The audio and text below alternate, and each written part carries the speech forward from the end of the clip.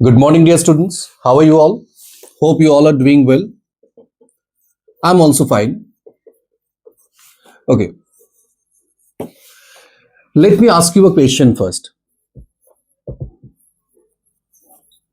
And the question is,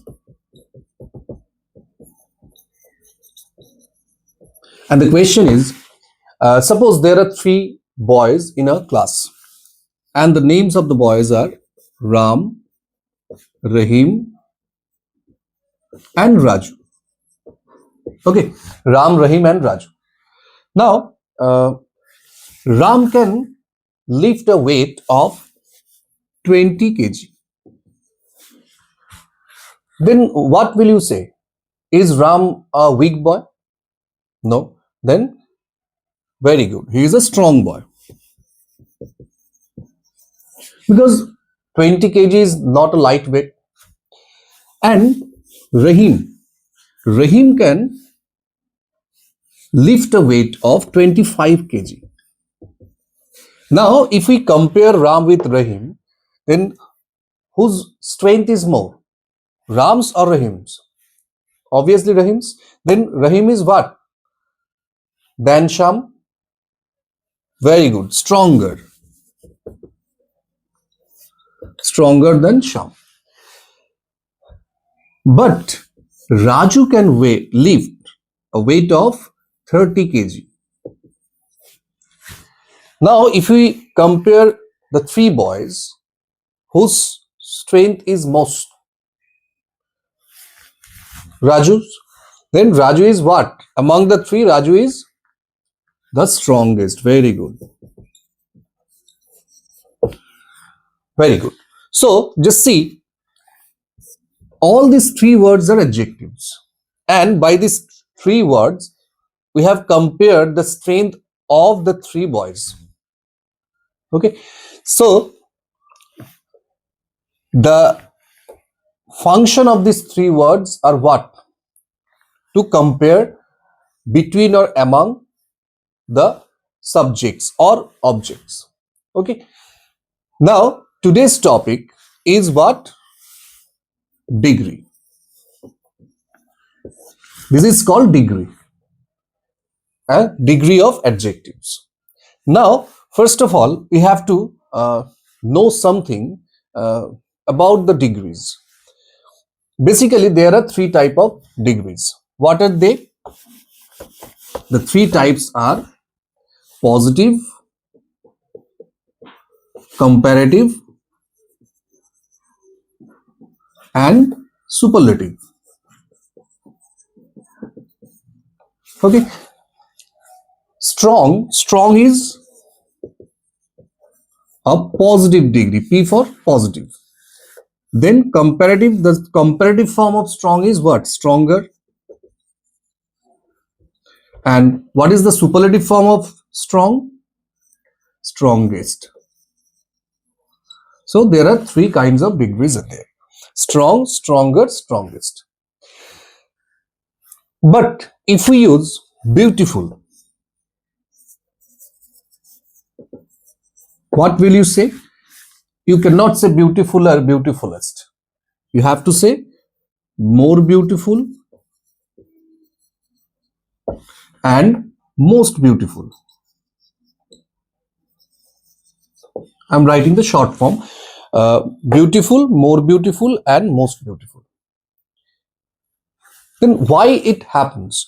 When you say strong, the comparative and superlative form of the word is stronger and strongest.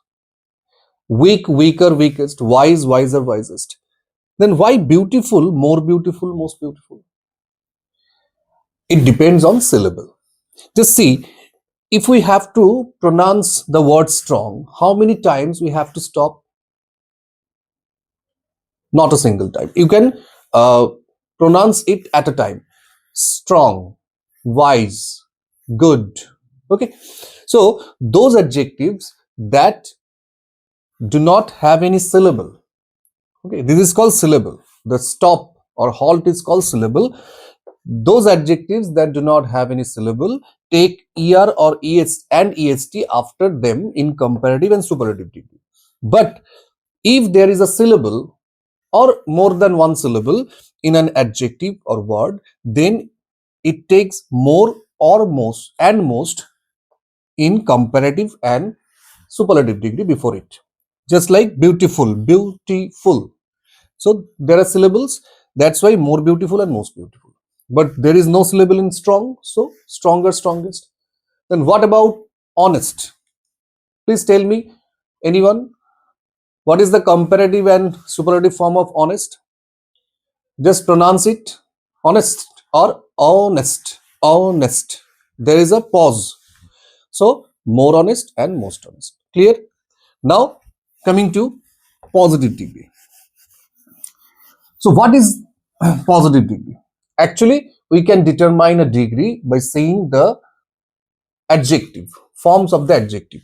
So positive degree means the simplest form of adjective. Like Ram, he is a strong man. He is a strong man. So strong is what? Strong is the positive form of adjective. Now you have to write the comparative degree. So comparative, it comes from comparison. When we compare, when there are two things, it may be two groups, it may be two individuals. So in case of two, we use comparative degree. He is stronger than his brother. So how many subjects are there? Just see, he and his brother. He and his brother. So there are two subjects. There is a comparison. That's why we use stronger. And in comparative degree, generally we use than. Next, come to the superlative degree. Superlative means what? Superlative means there is comparison between more than two objects. Like he is the strongest man in the group. He is the strongest man in the group. So in the group means what? There are more than two people in the group and his strength is most. That means he is the strongest man. Like he is the most intelligent boy in the class. That means there is no intelligent boy in the class who is so intelligent as he. Okay, this is called superlative degree. Clear? He is a strong man. He is stronger than his brother. He is the strongest man in the group. Okay, now if I write this sentence, he is the strongest man in the group, and you are asked to make it positive. Can you write this? He is a strong man. Just see, it is in superlative degree. And if you are asked to make it positive, can you write this? He is a strong man. No. Why? Because the meaning is changed. He is the strongest man means there is no man in the group who is so strong as he. But he is a strong man doesn't mean he is the strongest. There may have other strong men in the group. Now you have to change the structure. Then what will you write? If you want to change this from to a positive degree, then you have to say no other man in the group is so strong as he. And if you want to make it comparatively, then you have to write what? He is stronger than any other man in the group. Okay. Now all the meanings are same. He is the strongest man in the group. No other man in the group is so strong as he. And he is stronger than any other man in the group. All the meanings are same. Now, just see why I have written so strong as, because in most of the writings or books we see as strong as in positive degree, as plus as is common. Then why it is so strong as, so as? That means we have to know the rule where to use so as and where to use as. In positive degree, if the sentence is positive, we should use as plus adjective plus as. Like Ram is as good as Sham. But in negative sentence, we should use so as. Ram is not so good as Sham. So no is there. That means the sentence is negative. It is positive degree, but the sentence is structurally negative. That's why I have written so as. Okay. আচ্ছা, ডিগ্রিটা যে আমি ডেমোটা দিলাম, এটা মোটামুটি 8-9 মিনিটের উপর হয়ে গেল। এর থেকে বেশি আশা করি তোমাদের বলতে বলবে না, মানে ডিগ্রিতে কি বলে ডেমোটা কন্টিনিউ করতে হবে না হয়তো। তারপরে এখান থেকে কি কি কোয়েশ্চেন আসবে সেটাই আমি এবার ডিসকাস করব। তো দেখো, আমরা মোটামুটি এতটুকু করলাম, যেগুলো আমার মনে হলো প্রথমের দিকে বলার দরকার সেগুলো আমি বললাম। বাকিটা এবার তোমরা তোমাদের মতো করে সাজাতে পারো। আমি যে ইন্ট্রোটা দিলাম, ইন্ট্রোটা তোমরা এরকম না দিয়ে অন্যরকম দিতে পারো, কারণ এই ডিগ্রি, ভয়েস, ন্যারেশন এগুলোর একটা প্রপার ইন্ট্রো দেওয়াটা খুব ডিফিকাল্ট। এই জন্য আমি এগুলোর ওপর ডেমো আগে করিনি, কারণ প্রেজেন্টেশনটা একটু ভালো না হলে ডেমোতে মার্কসটাও কম পাবে। সেই তুলনায় তোমার ধরো আর্টিকেল, প্রিপোজিশন কিংবা নন ফাইনাইট ভার্ব, এগুলোতে তুমি একটু ভালো, ক্লজ, এগুলোতে একটু ভালো ডেমো দেওয়া যায়। যাই হোক, তো অনেকে তোমরা ডিগ্রি থেকে ডেমো চাইছিলে, তাই আমি চেষ্টা করলাম, জানি না কতটা ভালো হয়েছে। আচ্ছা, এখানে আমি ক্লাসটা লিখতে ভুলে গেছি, তোমরা এই ভুলটা তোমরা করবে না। আচ্ছা, এবার আসি আমি কি কি প্রশ্ন এখান থেকে হতে পারে। ধরো আমি এটাকে একটু রাফ করছি, তারপর তোমাদের আমি কয়েকটা জিনিস বলে দিচ্ছি, একটু ভালো করে শুনবে। যারা মানে কি বলে ডিগ্রি থেকে ডেমো দেবে ভাবছো, তাদের জন্য বলছি। আর এটা সবাই দেখবে, কারণ অনেককে কিন্তু চয়েস দিচ্ছে না। তো অনেক সময় তোমাকে বলতেই পারে যে ওনারাই বলে দিলেন যে ডিগ্রি থেকে একটা ডেমো দিন, তো সেক্ষেত্রে তোমায় কিন্তু ওটা দিতে হবে। তাই একটু শুনে রাখবে, এগুলো কোয়েশ্চেন করতে পারে। একটা তো সিলেবেলের ব্যাপারটা আমি বললাম, যে সিঙ্গেল যদি থাকে সিলেবল তখন আমরা ইআর ইএসটি দিচ্ছি, আর যদি একের বেশি সিলেবল থাকে তখন আমরা মোর মোস্টের ইউজ করব। তাহলে এবার এই যে মোর মোস্ট আমরা দিচ্ছি, এর পজিটিভটা কি? এর পজিটিভ হচ্ছে মেনি, মাচ। ঠিক আছে, এটা হচ্ছে আমাদের পজিটিভ। এইবার তোমাকে এরকম একটা সেন্টেন্স যদি বলে যে সে আমার মতো ভালো, এই যে মতোটা কখন আসে পজিটিভ ডিগ্রিতে, সে আমার মতো ভালো, এটাকে ইংলিশে আমরা কি লিখবো? তাহলে আমরা কি লিখবো? He is as good as, আমরা কিন্তু মি লিখে অভ্যস্ত, কিন্তু কথাটা হচ্ছে I. He is as good as I. কেন? আর যদি প্রশ্ন করো যে এখানে আই কেন হলো, লজিকটা কি? এখানে অ্যাকচুয়ালি আমরা যদি সেন্টেন্সটাকে ভাঙি কি পাবো? He is good, I am also good, তাই না? বোথ আর সাবজেক্টস। তার মানে he is as good as I am, তাই আমরা এখানে আই দিলাম। কিন্তু আমরা কনভারসেশনাল ইংলিশে আমরা মিটাই বলি। আবার দ্যানের ক্ষেত্রেও তাই, he is better than I, বা I am better than he, not him, কারণ ওই হি ইজ আসছে। তো এটা কিন্তু তোমাকে জিজ্ঞেস করতে পারে, এটা একটা প্রশ্ন। আচ্ছা, এবার ডিগ্রিতে আর একটা প্রশ্ন হবে যে এনি আদার কোথায় ইউজ হয় আর অনলি এনি কোথায় ইউজ হয়। যেমন আমরা আগে যেটা করলাম, এনি আদার করলাম।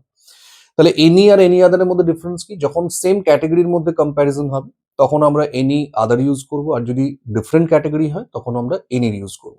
যেমন Ram is better than any other boys বা এনি আদার স্টুডেন্ট, বয়েজ না, বয় বা স্টুডেন্ট ইন দ্য ক্লাস, কারণ রাম একটা স্টুডেন্ট প্লাস বয়, তো সেম ক্যাটাগরি। কিন্তু যদি বলা হয় Ram is better than any girl in the class, ঠিক আছে, বা the Nile is longer than any river of India, তো এখানে কিন্তু সুপারলেটিভে আমরা ইনের জায়গায় অফের ইউজ করতে পারি। তো সেম ক্যাটাগরি হলে আমরা এনি আদার দেবো, আর যদি ডিফারেন্ট ক্যাটাগরি হয় তখন আমরা শুধু এনি ইউজ করবো। ক্লিয়ার? এটা একটা হলো। আর একটা কোয়েশ্চেন হতে পারে যে কম্পারেটিভ ডিগ্রিতে তোমার আমরা সাধারণত ডিগ্রির কম্পারেটিভ মানে অ্যাডজেক্টিভের কম্পারেটিভ ফর্ম ইউজ করছি, যেমন strong stronger strongest, weak weaker weakest, আবার beautiful more beautiful most beautiful, সিলেবেলের যে ব্যাপারটা আমি বললাম। আচ্ছা, আর একটা জিনিস আমি বলে দিই এটা আসার আগে, সেটা হচ্ছে তোমাকে বললো গুড বেটার বেস্ট হলো, কিন্তু ব্যাডের কম্পারেটিভ কি হবে? তখন হচ্ছে ওয়ার্ডস, সুপারলেটিভ ওয়ার্ডস। তাহলে ওয়েলের কি হবে?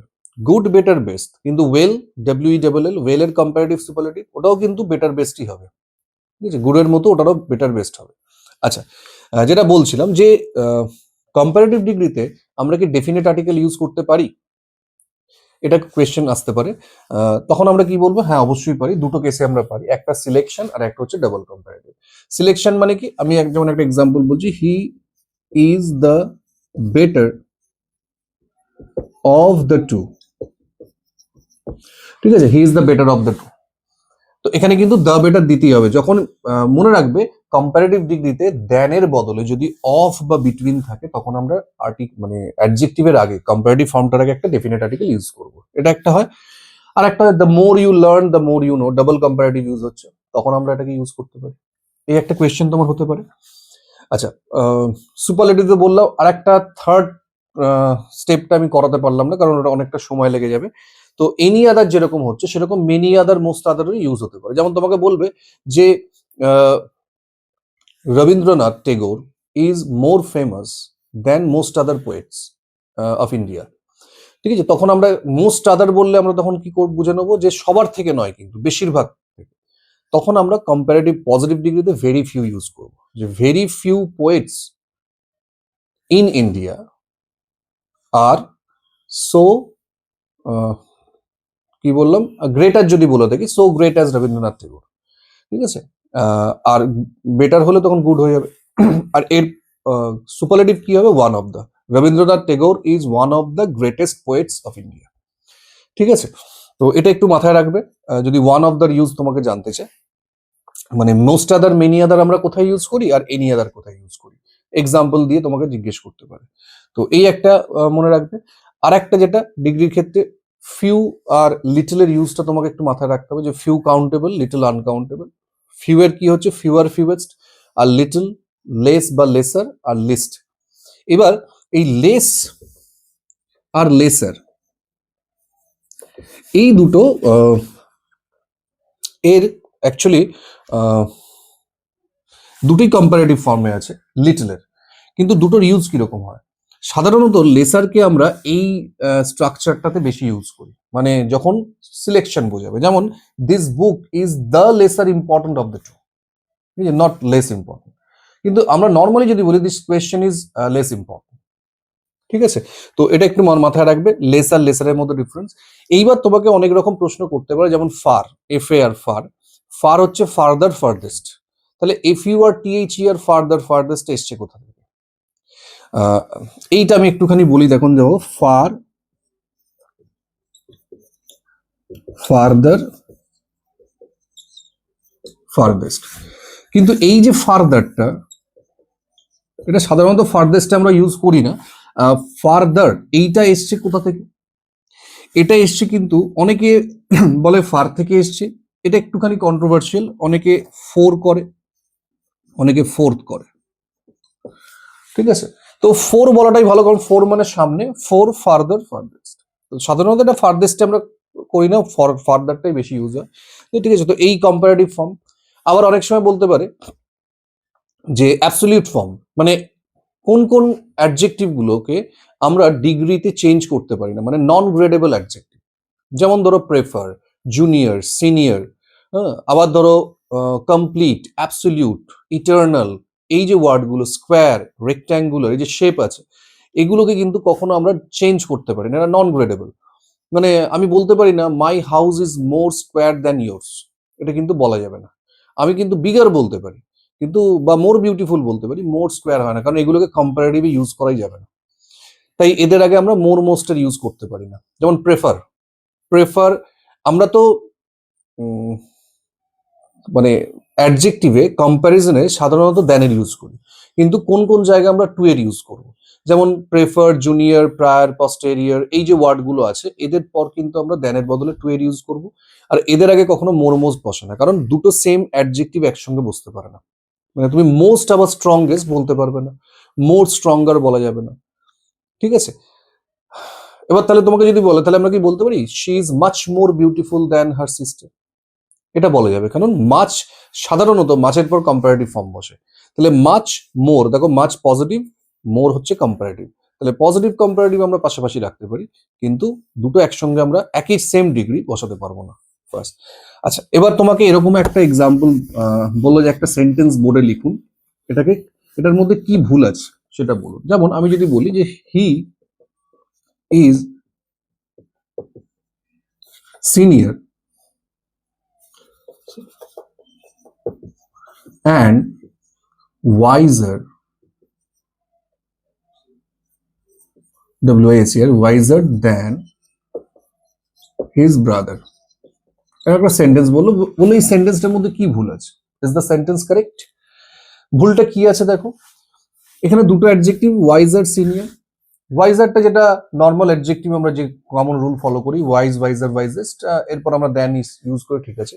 কিন্তু senior, junior, prior, posterior, prefer, এই যে ওয়ার্ডগুলো বললাম এদের পর আমরা ডিগ্রির ক্ষেত্রে দ্যানের ইউজ করি না, টু এর ইউজ করি। তার মানে আমার এখানে একটা টু এর দরকার, তাহলে he is senior to and wiser than his brother. Clear? এই ধরনের সেন্টেন্স গুলো কিন্তু তোমার আসতে পারে। ভিডিওটা হয়তো অনেকটা বড় হয়ে যাচ্ছে, কারণ আমি এটা আবার অনেকে মানে কেউ ভাববে না যে আমি এটা ডেমো করাচ্ছি। ডেমো থেকে কি ধরনের প্রশ্ন আসতে পারে আমি সেগুলো বোঝাচ্ছি। ডেমো কিন্তু ওই 8-9 মিনিটের মধ্যে হয়ে গেছে, ঠিক আছে? তো এই কোয়েশ্চেন গুলো তোমাকে করা হতেই পারে, যেহেতু এখন ডেমো থেকে প্রশ্ন আসছে প্রচুর। তো এটা একটা হলো। এবার আর একটা জায়গা তোমাকে বলতে পারে যে আমরা তো পজিটিভ ডিগ্রি থেকে কম্পারেটিভ সুপারলেটিভ করলে সিলেবেলের রুলটা ফলো করছি, যেমন যেটা সিলেবেল একটাই তার ক্ষেত্রে ইআরইএসটি, আর যেটা একের বেশি সিলেবেল আছে সেটাতে আমরা মোর মোস্ট ইউজ করছি। তাহলে এমন একটা সেন্টেন্স বলুন বা এক্সাম্পল দিন যেখানে আমরা একটা সিলেবেল থাকলেও সেক্ষেত্রে ইয়ার না ইউজ করে মোরের ইউজ করছি, সেটা কখন হতে পারে? যেমন আমি জাস্ট একটা এক্সাম্পল দিচ্ছি, মানে এর মিনিংটা ধরবে না, ঠিক আছে, বোঝাবার জন্য এই বলছি। যেমন he is wiser than honest, এরকম যদি একটা সেন্টেন্স দেয়, তাহলে দেখো এখানে আমরা কম্প্যারিজনটা ভালো করে লক্ষ্য করো। He is wiser than honest, তাহলে হি এখানে সাবজেক্ট, ইজ দ্য ভার্ব, ওয়াইজারও একটা অ্যাডজেক্টিভ, অনেস্টও একটা অ্যাডজেক্টিভ, কম্পারেটিভ ডিগ্রি দেন আছে। তাহলে আমরা কম্পারেটিভ ডিগ্রিতে কম্প্যারিজনটা কোনো সাবজেক্টের সঙ্গে সাবজেক্টের করছি না, আমরা করছি দুটো কোয়ালিটির মধ্যে, তাই না? Wiser, honest. যখন কম্পারেটিভ ডিগ্রিতে কম্প্যারিজনটা দুটো সাবজেক্টের মধ্যে না হয়ে দুটো কোয়ালিটির মধ্যে হবে, তখন আমরা সাধারণত প্রথম ডিগ্রিটার আগে একটা মোরের ইউজ করব।